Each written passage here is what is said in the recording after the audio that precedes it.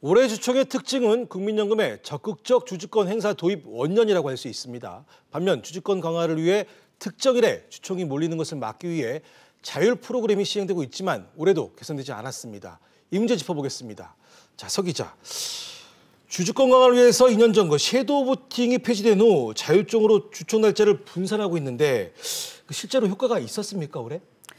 네, 지금 말씀하신 바와 같이 2017년 말이죠. 말씀하신 섀도우 보팅, 즉 의결권 대리 행사가 폐지가 됐습니다. 이후 불거진 주주총의 불성립, 또 안건 부결 우려가 여전히 남아있는 상황인데요.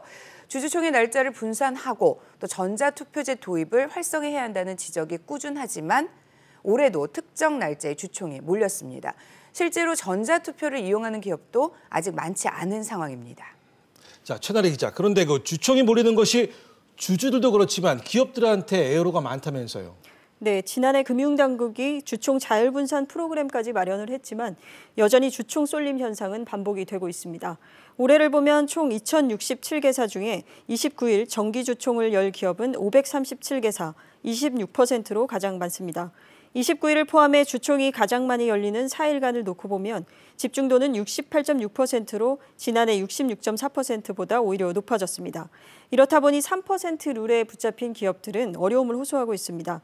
특히 주총에 참석하지 못하는 소액주주들이 늘면서 정족수 미달로 안건 의결이 어려워지기 때문인데요. 특히 감사 선임 안건 부결 등이 시급한 문제로 꼽힙니다. 알겠습니다. 자, 지금 최나래 기자의 말처럼 결국 중요한 안건을 결정할 주총이 낮은 출석률 때문에 차질을 빚곤 하는데 개선 방법 없겠습니까?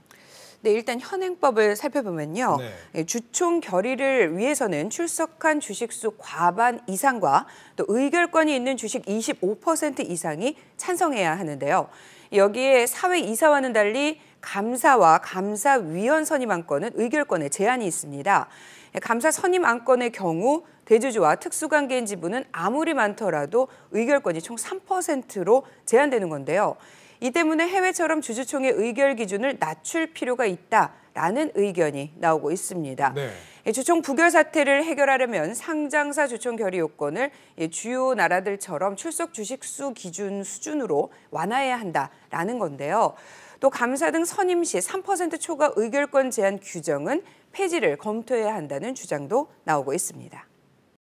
입법조사처에서도 과거에는 기업들이 노력하고 전자투표제 하면 된다라고 했는데 사실 작년 초에 입법조사처가 국회 입법조사처가 입장을 바꿨습니다. 그래서 이건 기업들의 노력만으로는 한계가 있으니 3% 룰 개선 등 제도 개선이 필요하다라고 입장을 밝히고 있어서 이제는 좀 제도 개선에 국회가 좀 나서야 될 때가 아닌가 하는 생각을 하고 있습니다. 삼성과 현대차, 어떤 기업인지는 굳이 말을 하지 않아도 다 아실 겁니다. 그렇다 보니 작은 이슈 하나라도 많은 관심이 따라다닙니다. 올해 주총도 예외는 아니었습니다. 사회이사는 물론이고 배당이나 향후 사업 계획에 대해서도 주주들의 요구가 이어졌습니다. 사실 과거 주주총회는 좋은 게 좋은 거라고 회사에서 올린 안건이 그냥저냥 통과됐던 것이 일반적인 분위기였습니다. 하지만 올해부터는 확실히 달라진 듯합니다. 기업들이 제대로 경영을 하고 있는지 관심이 높아진 겁니다. 매년 수만 명이 온 집회 축제처럼 열린다는 워렌 버핏의 버크셔에서 웨이 주주총회. 우리도 주주총회가 축제까지는 아니어도 발전적인 방향을 다 함께 고민할 수 있는 자리가 됐으면 합니다.